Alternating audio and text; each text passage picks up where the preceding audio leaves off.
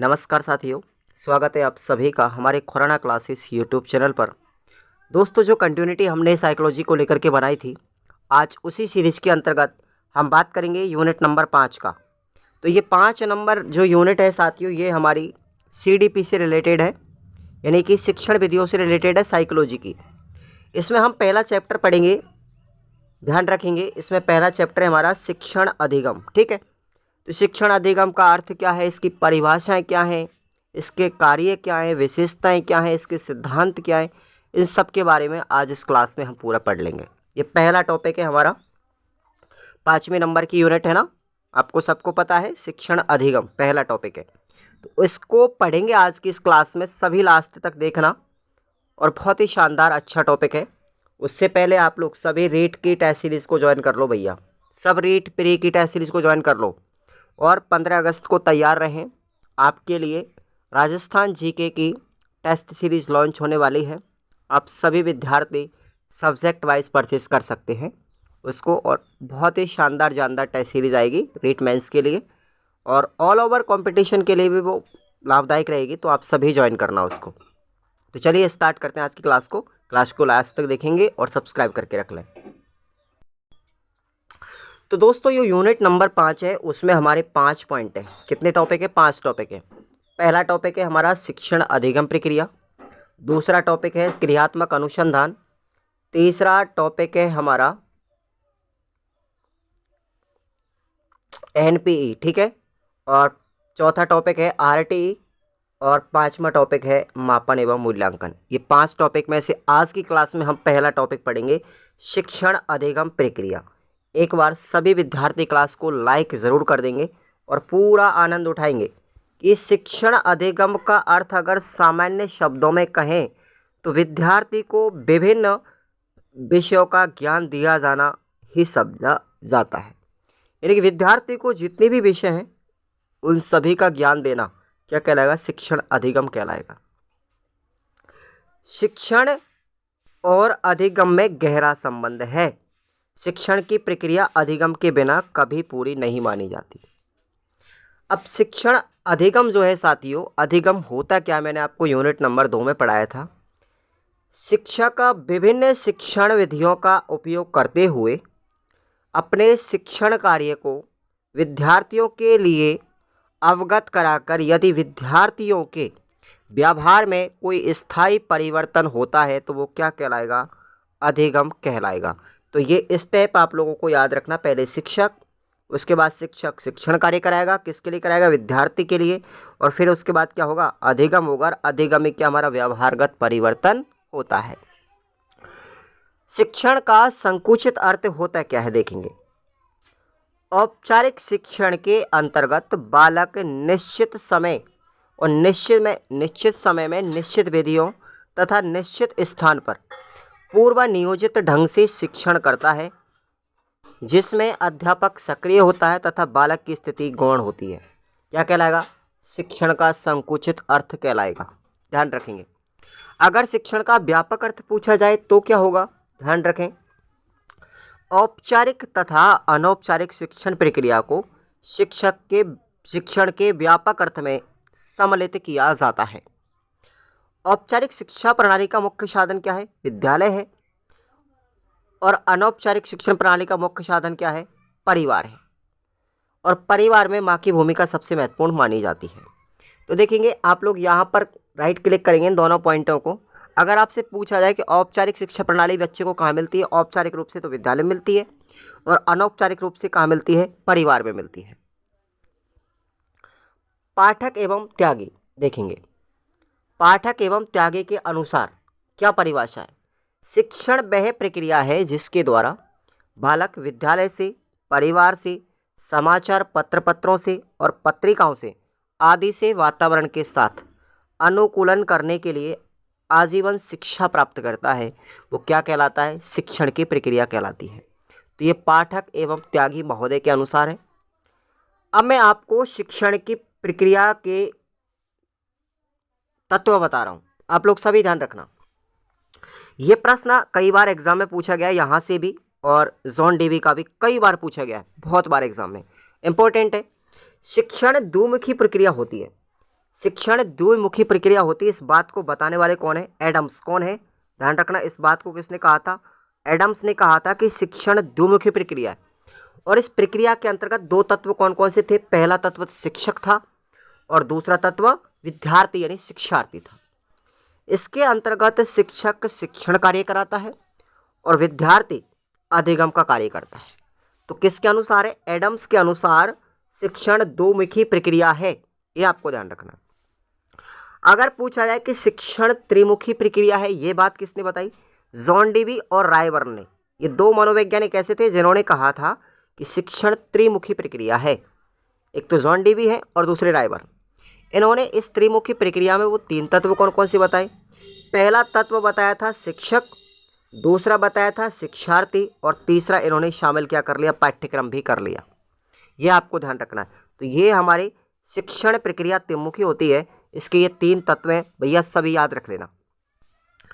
शिक्षक जब कक्षा में शिक्षण कार्य करता है तब शिक्षक तथा विद्यार्थी के मध्य अंतःक्रिया होती है और यह अंतःक्रिया किसी न किसी माध्यम के द्वारा होती है और वो माध्यम क्या है? हमारा पाठ्यक्रम है। ध्यान रखेंगे। ओके। अब शिक्षण अधिगम की परिभाषाएं देखेंगे आप लोग। शिक्षण होता क्या है, इसकी परिभाषाएं देखेंगे हर मनोवैज्ञानिक के अनुसार। सबसे पहले आते हैं स्मिथ।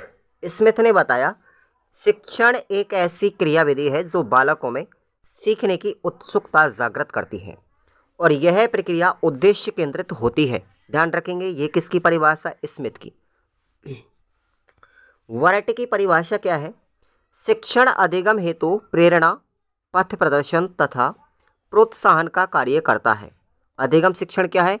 अधिगम शिक्षण प्रेरणा, पथ प्रदर्शन तथा प्रोत्साहन का कार्य करता है। ध्यान रखें, किसकी परिभाषा है? वर्ट की परिभाषा। आगे है थाइन। थाइन के अनुसार शिक्षण प्रक्रिया अधिगम में वृद्धि से संबंधित है। ध्यान रखेंगे, शिक्षण प्रक्रिया अधिगम में वृद्धि से संबंधित है। इस बात को कहने वाले कौन है? थाइन साहब। हाफ एंड डंकन ने क्या बताया? हाफ एंड डंकन के अनुसार शिक्षण प्रक्रिया को 4 चरणों में विभाजित किया। ठीक है, 4 चरण कौन कौन से हैं? सबसे पहला चरण है उद्देश्य। कौन सा है? सबसे पहला उद्देश्य है, ध्यान रखेंगे। दूसरा क्या है? निर्देशन। तीसरा है मापन और चौथा है मूल्यांकन। तो ये 4 बताए थे साथियों, ध्यान रखेंगे। 4 चरणों में डिवाइड किया था शिक्षण की प्रक्रिया को, किसने? हाफ व डंकन ने। आगे देखेंगे शिक्षण की विशेषताएं यानी उसकी प्रकृति, उसकी नेचर क्या है। तो शिक्षण एक सौंदर्यपूर्ण प्रक्रिया है, यहाँ से प्रश्न कई बार बनते हैं। तो ये शिक्षण की विशेषताएं इंपॉर्टेंट है भाई। शिक्षण एक उद्देश्यपूर्ण प्रक्रिया है, शिक्षण एक कौशलपूर्ण प्रक्रिया है, शिक्षण एक निर्देशन की प्रक्रिया है। ये सब विशेषताएं हैं। शिक्षण ज्ञान का प्रबल विकास करने वाली प्रक्रिया है। शिक्षण क्या है? ज्ञान का प्रबल विकास करती है। शिक्षण एक विकासात्मक प्रक्रिया है। शिक्षण औपचारिक तथा अनौपचारिक दोनों प्रकार की प्रक्रिया है। शिक्षण एक पथ प्रदर्शन प्रक्रिया है। शिक्षण एक प्रेरणा उत्पन्न करती है। शिक्षण एक तार्किक प्रक्रिया है। शिक्षण सामाजिक प्रक्रिया है। इसमें रटने वाली बातें सब, समझाने वाली कुछ भी नहीं है। शिक्षण वातावरण के साथ समायोजित होने वाली योग्यता है। ठीक है, योग्यता उत्पन्न करने की प्रक्रिया है। शिक्षण एक उपचार विधि है। शिक्षण का मापन भी किया जा सकता है।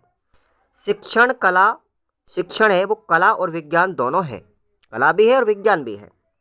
शिक्षण एक अंतःक्रिया है और शिक्षण आमने सामने होने वाली प्रक्रिया है। ये सब क्या पढ़े आपने? शिक्षण की विशेषताएं पढ़ी। आगे बात करते हैं शिक्षण के भेद। प्रश्न यहाँ से भी कई बार पूछा गया मेरे साथियों।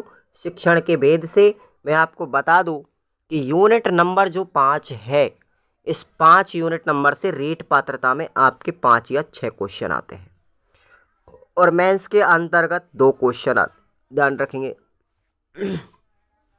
तो शिक्षण के भेद, शिक्षण कौन कौन से भेद है? पहला प्रकार है शिक्षण का प्रभुत्ववादी शिक्षण, यानी कि इसको हम एक तंत्रात्मक या निरंकुशवादी शिक्षण भी कह सकते हैं। यह शिक्षण प्रक्रिया प्राचीन और परंपरागत है, जैसे पहले गुरुकुलों में चलती थी। इस शिक्षण की प्रक्रिया में अध्यापक सर्वे सर्वा होता है, गुरु ही सर्वे सर्वा होता है। इसमें बालक निष्क्रिय होता है, केवल अनुसरण करता है। इसमें बालकों को प्रश्न पूछने की स्वतंत्रता नहीं होती है। अब मैं आपको एक एग्जाम्पल बता रहा हूँ कि प्रभुत्ववादी जो शिक्षण है वो किस विधि का अनुसरण करेगा। तो आप लोगों ने व्याख्यान विधि सुनी होगी साथियों, आपको मैं पढ़ाऊंगा आगे चल के। व्याख्यान विधि में केवल टीचर सक्रिय होता है, टीचर ही बोलेगा, बाकी विद्यार्थी चुपचाप बैठ के सुनेंगे, उसका अनुसरण करेंगे। तो व्याख्यान विधि कैसी है? निरंकुशवादी विधि है, एक प्रभुत्ववादी विधि है, एक तंत्रात्मक विधि है। क्लियर? आगे देखेंगे, अगला प्रकार है प्रजातांत्रिक या लोकतांत्रिक शिक्षण। यह आधुनिक शिक्षण प्रणाली है, जो वर्तमान में चल रही है वो प्रजातांत्रिक लोकतांत्रिक शिक्षण प्रणाली है। यह बाल केंद्रित है, यानी कि बालक इसमें एक्टिव होता है।